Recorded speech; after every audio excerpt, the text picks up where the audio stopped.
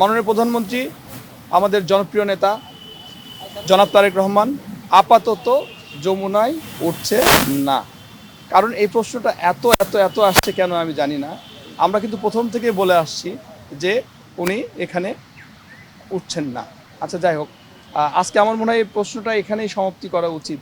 কারণ 2 দিন পর পরেই অনেক মিডিয়া থেকেই ফোন দেওয়া হয়, এই উনি উঠছে, এই এটা হচ্ছে, এই বরাদ্দ হচ্ছে, এই এটা হচ্ছে, এই এটা মানে মানে এত উত্তর দিতে হয়। তবে আমার মনে হয় আজকে এই প্রশ্নটা এখানেই করা উচিত যে বিশেষ কোনো প্রয়োজন ছাড়া দেশে যদি কোনো অস্থিরতা বা কোনো ধরনের কিছু না হয় তাহলে উনি এখানে উঠছেন না। আর ঈদের দিনের আয়োজন আচ্ছা, ঈদের দিনে আনন্দ ভাগাভাগি করার জন্য আমাদের মাননীয় প্রধানমন্ত্রী জনাব তারেক রহমান এখানে আসছেন।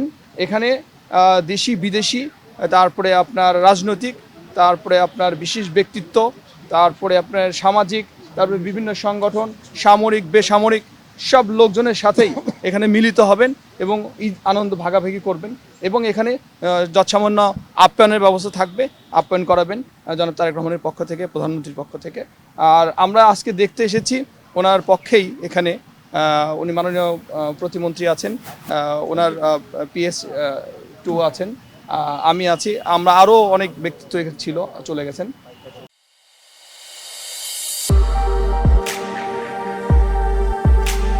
ওনারা সবাই এখানে পরিদর্শন করে গেছেন, আমরা চলে যাচ্ছি। এখন পরিদর্শনের করে যে জিনিসটা আমরা খুঁত পাইছি টুকটাক, ম্যাক্সিমাম ভালো কাজ করেছে এখানে যারা কাজ করছে, সেই সংস্থাগুলো খুব ভালো কাজ করছে।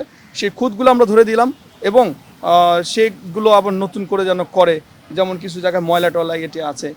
আপনারা জানেন যে একটি ক্লিন বাংলাদেশ গড়তে চাই, একটি ক্লিন বাংলাদেশ দেখতে চাই মাননীয় প্রধানমন্ত্রী জনাব তারেক রহমান।